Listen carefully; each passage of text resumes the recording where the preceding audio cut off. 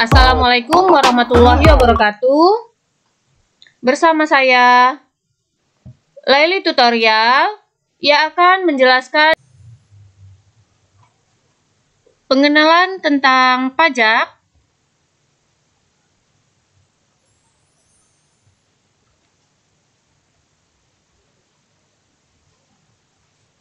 akan timbul bagi kita apa sih pajak itu, kenapa sih harus bayar pajak. Pajak adalah kontribusi wajib kepada negara yang terutang oleh orang pribadi atau badan yang bersifat memaksa berdasarkan undang-undang dengan tidak mendapatkan imbalan secara langsung dan digunakan untuk keperluan negara bagi sebesar-besarnya kemakmuran rakyat.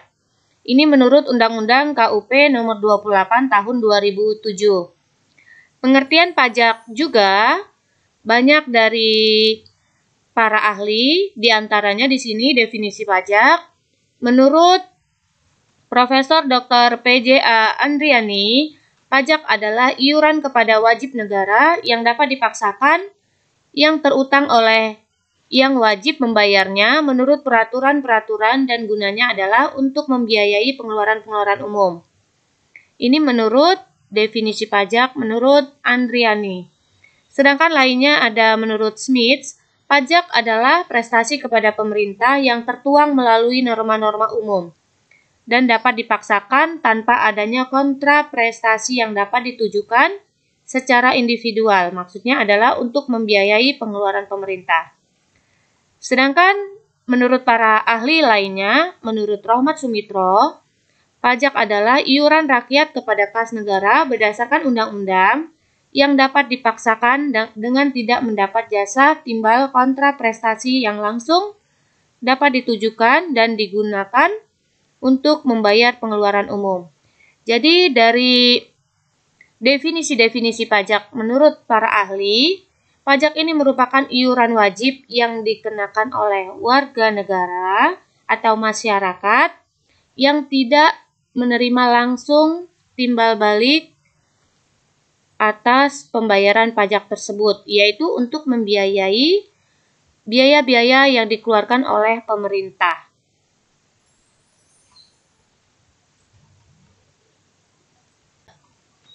Selanjutnya kita masuk peranan dan fungsi pajak. Fungsi pajak ada 4, yaitu yang pertama sebagai alat pengatur, lalu ada fungsi anggaran, yang ketiga ada fungsi retribusi pendapatan, lalu yang keempat sebagai alat penjaga stabilitas. Kita lihat fungsi pajak yang pertama sebagai penerimaan atau budgeter, yaitu merupakan sumber dana APBN, yaitu anggaran pendapatan belanja negara. Ini fungsi pajak sebagai penerimaan atau budgeter. Lalu fungsi pajak sebagai mengatur. Mengatur di sini maksudnya yaitu alat untuk mengatur atau melaksanakan kebijakan di bidang sosial dan ekonomi. Jadi ini sebagai mengatur. Lalu yang ketiga ada fungsi retribusi untuk pemerataan dan keadilan dalam masyarakat. Dan yang keempat, fungsi demokrasi, yaitu sistem gotong royong. Jadi, kerjasama antara masyarakat dengan pemerintah. Inilah merupakan fungsi dari pajak.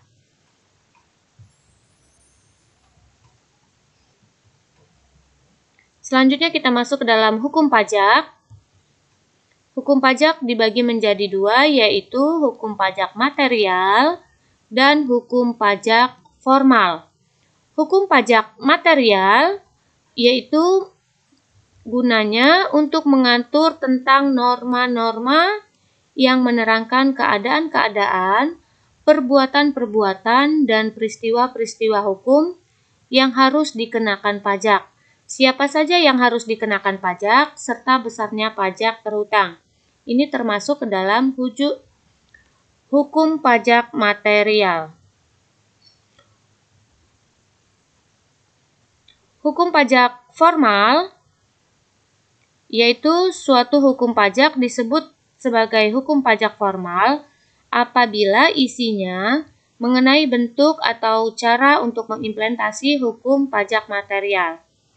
Hukum pajak formal memuat tentang tata cara penyelenggaraan atau prosedur penetapan utang pajak, hak-hak fiskus. Fiskus ini yaitu merupakan pemungut pajak untuk mengadakan pengawasan kepada wajib pajak mengenai perbuatan, keadaan, dan peristiwa yang menimbulkan utang pajak. Lalu kewajiban pembukuan penagihan utang pajak dan prosedur pengajuan keberatan dan lain-lain. Ini merupakan hukum pajak formal. Kita lihat, suatu hukum pajak disebut sebagai hukum pajak material apabila isinya memuat tentang norma-norma yang menerangkan tentang objek dari suatu jenis pajak ditetapkan, yaitu keadaan, perbuatan, dan peristiwa hukum.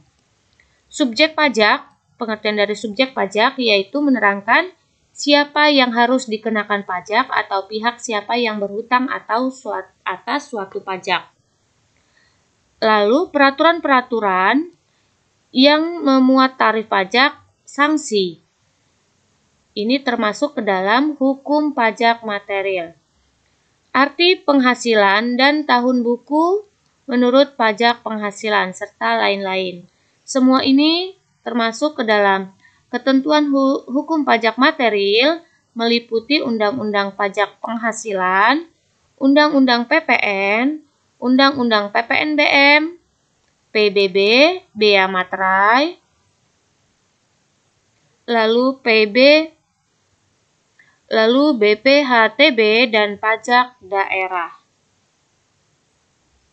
Kewajiban wajib pajak yaitu mendaftarkan diri untuk mendapatkan NPWP, menghitung dan membayar sendiri pajak yang benar, mengambil dan mengisi SPT secara benar, lengkap, jelas, mengambil dan mengisi SPT secara benar, lengkap, jelas, serta menandatangani dan menyampaikannya ke KPP pada waktu yang telah ditetapkan.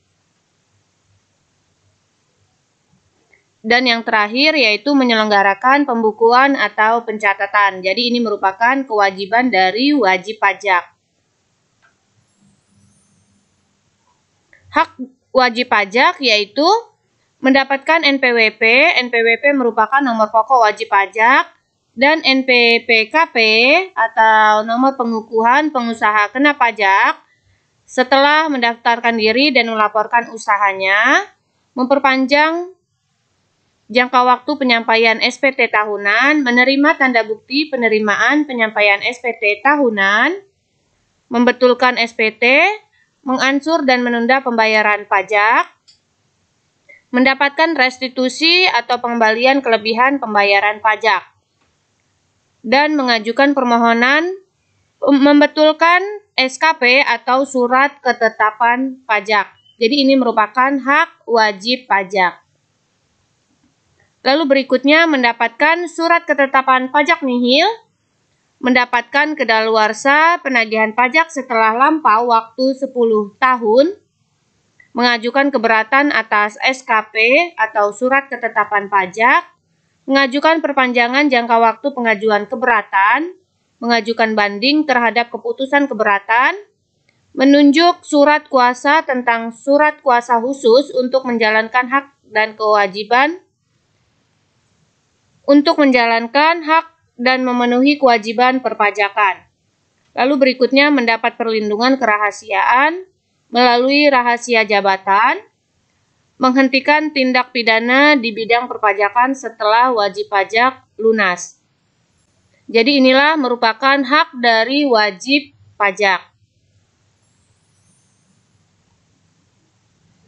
Berikutnya teori pemungutan pajak, yaitu merupakan teori kewajiban mutlak, teori daya beli, teori pembenaran Pancasila, teori asuransi, teori kepentingan, dan teori gaya pikul.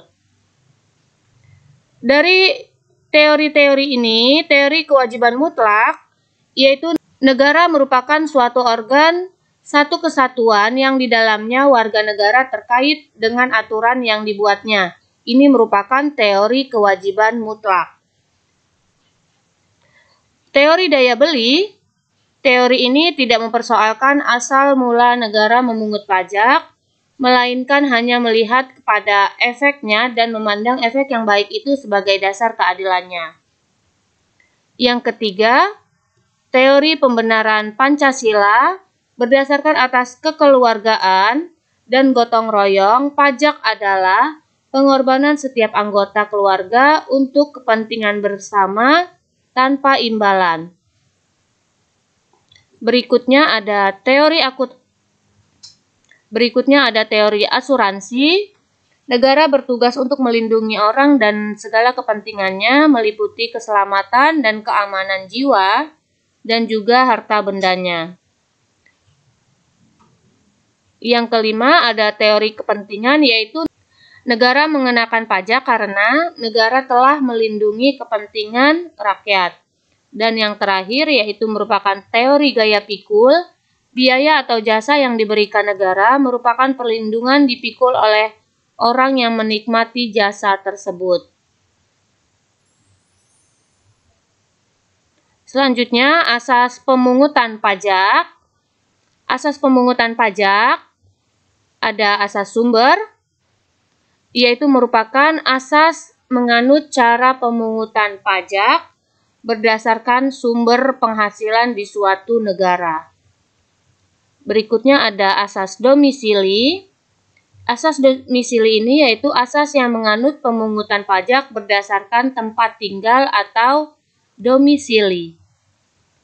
Yang ketiga ada asas nasional atau kebangsaan, yaitu asas yang menganut pemungutan pajak berdasarkan kebangsaan dari wajib pajak. Lalu berikutnya ada syarat pemungutan pajak. Syarat pemungutan pajak ini yaitu pemungutan pajak harus adil. Mengatur pajak harus berdasarkan undang-undang, jadi ada ketentuannya. Pemungutan pajak tidak mengganggu perekonomian atau penghasilan dari masyarakat. Pemungutan pajak harus efisien, dan yang terakhir syarat dari pemungutan pajak yaitu sistem pemungutan pajak harus sederhana. Sistem pemungutan pajak ada 3. Yang pertama yaitu self-assessment system, adalah suatu pemungutan pajak di mana wajib pajak menentukan sendiri jumlah pajak yang terutang sesuai dengan ketentuan undang-undang perpajakan.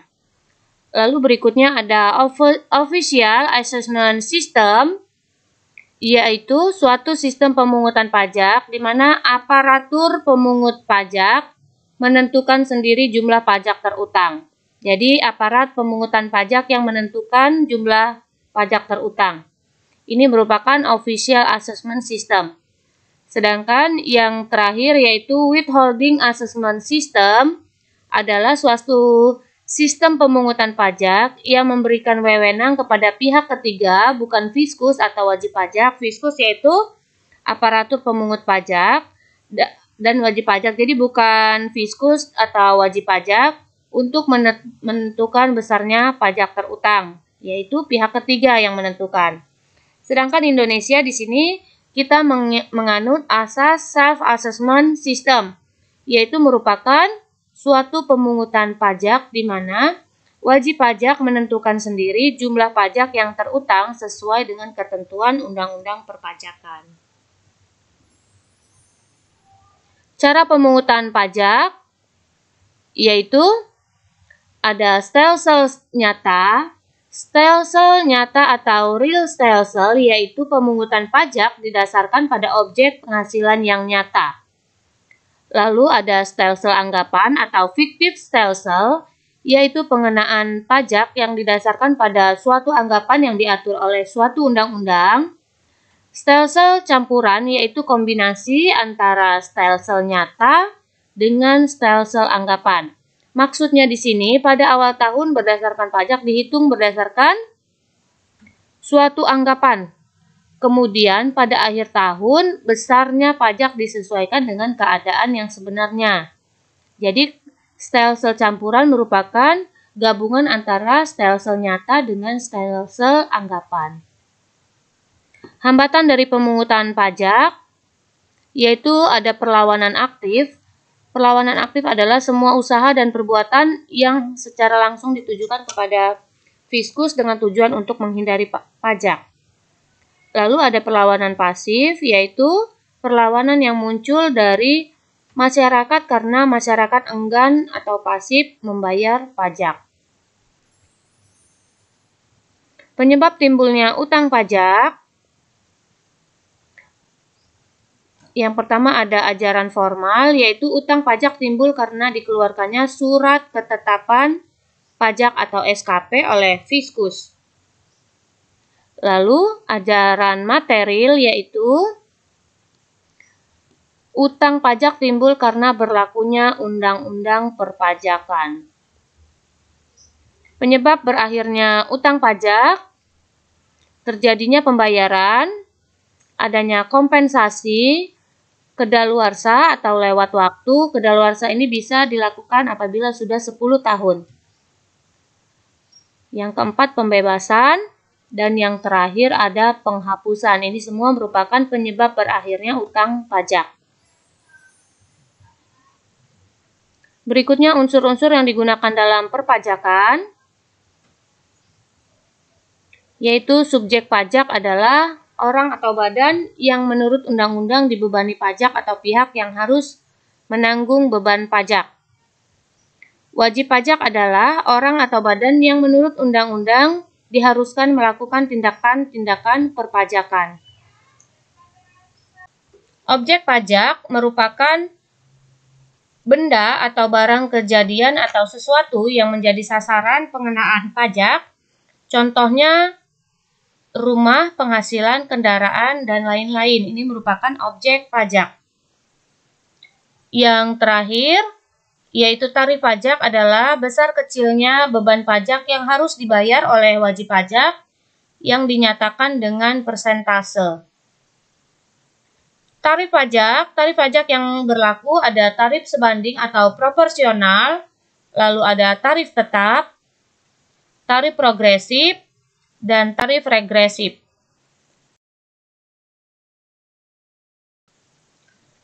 Kesimpulan dari pembelajaran kita hari ini, Indonesia mempunyai aturan-aturan dalam pemungutan pajak, yaitu ada hak dan kewajiban wajib pajak, dan mempunyai tata cara pemungutan pajak. Apabila kelalaian membayar pajak, maka akan dikenakan sanksi. Itulah tadi pembelajaran kita hari ini. Semoga bermanfaat. Terima kasih. Wassalamualaikum warahmatullahi wabarakatuh.